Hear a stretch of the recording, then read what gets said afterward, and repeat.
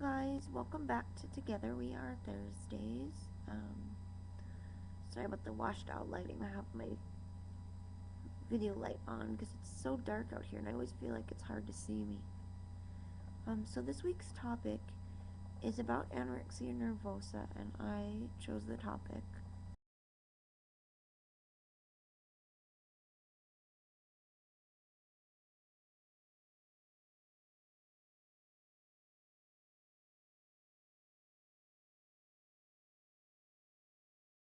I will echo the sentiments of the other girls in saying I think it has a lot to do with the fact that first, that anorexia is so outwardly apparent. There's something very fascinating, even on a macabre level, about somebody who can resist one of the most strongest of survival impeti, i.e., garnering nourishment. And this mystique goes all the way back. I remember when I was reading Fasting Girls, A History of Anorexia. It's a great book, and it goes all the way back and talks about like the saints and asceticism, and then starving artists and different cases throughout history. And there is a very potent and sick but apparent fascination with those who can deny one of the strongest urges we have. I also think because the image of somebody emaciated is so disturbing that, they look like The Walking Dead, or that they're close to death, or it's just very, very disturbing, I think, for people to see that for a lot of reasons, and definitely because of the media, and that comes from trauma drama sells, shock value sells, the societal veneration of thinness in Western culture, and now spreading throughout the world, sadly. All of these things come into play. Oh, and Michelle also mentioned that among eating disorder sufferers, there is this level of hierarchy of eating disorder. EDs of excess are somehow less than valid, or any of the subcategories of eating disorder not otherwise specified is considered a lesser, less legit diagnosis than, say, anorexia or bulimia. And I often hear many people say, like people who began with anorexia, oftentimes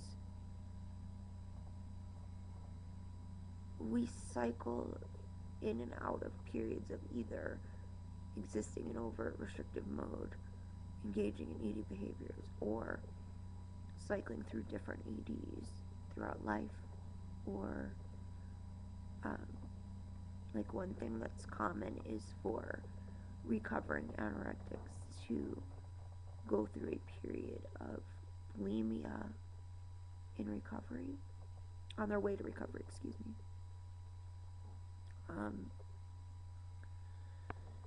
And many eating disordered individuals will speak of missing the control, wishing they could still be as strong as they were as an anorexic. So I do think that hierarchy exists. But what do I think about this? It's absolute bullshit. That's what I think about it. Yes, anorexia nervosa is stated as the most fatal mental illness. 20% of sufferers will ultimately die. However, current research would suggest that potentially the EDNOS patients are the ones who most commonly die. And I think um, the incidence of fatality in people of normal BMI is a critical issue. We tend to look at sufferers and their outward appearance as an indicator of how sick they are. And this is absolutely, absolutely unfounded, inaccurate, and dangerous. And again, among eating sufferers, oh well, at least I'm not underweight, I can't be eating disordered, or I can't be in danger. That's not true. Refeeding syndrome is real. People die from it. People in the eat-nos category who do heavily restrict or purge, or orthorexics who over-exercise. No matter what your ED is, it can be fatal. And I think we need to get away from this false belief that only anorexics die. We have a lot of myths to shatter, and everybody thinks they're not sick enough for treatment. I wanted to touch on that as well. Michelle was talking about that. Nobody ever thinks they're thin enough / sick enough to warrant help. That's part of the pathology itself, so please do not let that deter you. Research supports that the sooner you get help, the better chance you have of recovering.